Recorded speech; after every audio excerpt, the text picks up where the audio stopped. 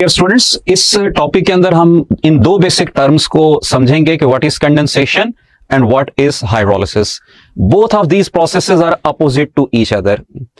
Condensation के term हम तब यूज करते हैं जब दो स्मॉलर कंपाउंड्स कंबाइन करके लार्जर कंपाउंड को डेवलप करें विद और विदाउट रिलीज ऑफ वाटर। अगर इस कंडेंसेशन के दौरान वाटर रिलीज हो रहा होगा तो हम इसको एक और नाम भी असाइन करते हैं, we call it as dehydration synthesis.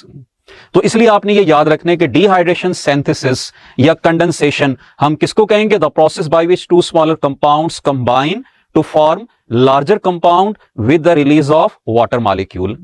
अब ये जितने भी पॉलीमर्स हमारी बॉडी के अंदर लिविंग ऑर्गेनिजम्स के अंदर डेवलप होते हैं, these are developed by the process of condensation. तो इसलिए आपसे अगर ये क्वेश्चन पूछेंगे कि amino acids combine together to form protein by the process of, answer इसका होगा कंडेंसेशन। इसी तरह अगर आपसे क्वेश्चन पूछते हैं कि monosaccharides combine together to form polysaccharides, तो इसका करेक्ट आंसर होगा कंडेंसेशन।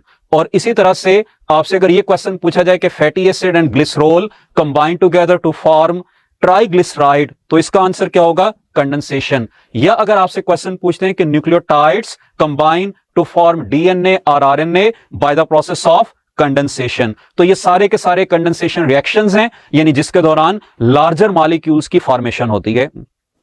इसके अपोजिट है हाइड्रोलिसिस, यानी अगर किसी लार्जर कंपाउंड को हम ब्रेक करें by the addition of water, तो इस प्रोसेस को हम क्या कहेंगे? हाइड्रोलिसिस। हाइड्रो का मतलब है वाटर, लिसिस का मतलब है ब्रेकडाउन। तो breakdown of any larger compound into its smaller components by the addition of water is called as hydrolysis. और अब आपने इन तमाम एग्जांपल्स को रिवर्स में कर देना है, यानी प्रोटीन की अमीनो एसिड्स के अंदर ब्रेकडाउन को क्या कहेंगे? हाइड्रोलिसिस। इसी तरह से लिपिड्स की फैटी एसिड और ग्लिसरॉल में ब्रेकडाउन को क्या कहेंगे? हाइड्रोलिसिस। न्यूक्लिक एसिड्स की न्यूक्लियोटाइड्स में ब्रेकडाउन को क्या कहेंगे? हाइड्रोलिसिस। और इसी तरह से आपने पॉलीसेक्राइड्स के बारे में पढ़ा है कि अगर वो मोनोसेक्राइड्स में ब्रेक होता है इट विल नीड वाटर, और इस प्रोसेस को हम कहेंगे हाइड्रोलिसिस।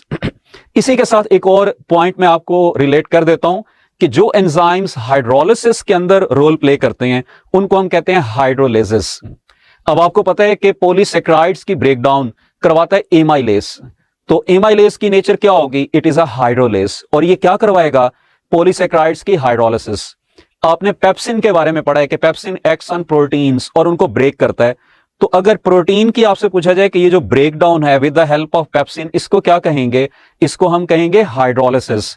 और पेप्सिन को हम क्या कह सकते हैं? We will call it as hydrolase. तो ये आपने दो बेसिक टर्म्स को याद रखना है कि कंडेंसेशन हम किसको कह रहे हैं और इसी तरह से हम हाइड्रोलिसिस का वर्ड किसके लिए यूज कर रहे हैं। ये दो एग्जांपल्स हम देख लेंगे रिएक्शंस के अंदर कि how condensation and hydrolysis are performed. ये आपके सामने दो तरह के रिएक्शंस प्रेजेंट हैं, हम इन रिएक्शंस की तरफ चल रहे हैं और इनको हम देखेंगे कि ये रिएक्शंस किस किस तरह से होते हैं। ये पहला रिएक्शन आपके सामने है कंडेंसेशन का, ठीक है। कंडेंसेशन में मैंने आपको बताया कि क्या होगा? Small molecules will combine together, और जब ये कंबाइन करेंगे तो एक का हाइड्रोजन दूसरे का हाइड्रोक्सिल, ये दोनों रिलीज होकर वाटर मॉलिक्यूल को बना देंगे। हाइड्रोजन और हाइड्रोक्सिल निकलने की वजह से यहां से जो वैलेंसी वेकेंट होगी, उस वैलेंसी की वजह से इनके दरमियान बॉन्ड डेवलप हो जाएगा। तो प्रोसेस में आप क्या देख रहे हैं कि स्मॉल मॉलिक्यूल्स ने कंबाइन किया और हाइड्रोजन हाइड्रोक्सिल निकले, दे कन्वर्टेड इनटू वाटर, और जो वैलेंसी खाली हुई उससे ये लार्जर मॉलिक्यूल डेवलप हो गया। तो इस प्रोसेस को जैसे हमने पढ़ा था कि स्मॉल मॉलिक्यूल्स मिले, लार्ज मॉलिक्यूल बने with the release of water, हम इसको क्या कहेंगे? We will call it as condensation या डिहाइड्रेशन सिंथेसिस।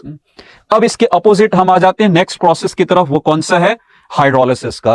वो इसके रिवर्ट होगा, अपोजिट होगा। हाइड्रोलिसिस में क्या हो रहा है? लार्जर मॉलिक्यूल्स के साथ रिएक्ट कर रहा है वाटर, यानी वाटर को ऐड करके अगर हम इस लार्जर मॉलिक्यूल को ब्रेक कर दें स्मॉलर मॉलिक्यूल्स के अंदर, तो इस प्रोसेस को हम क्या नाम देंगे? That will be called as hydrolysis. मैंने आपको एग्जांपल्स बता दी थी कि formation of protein is an example of condensation, while breakdown of protein is an example of hydrolysis.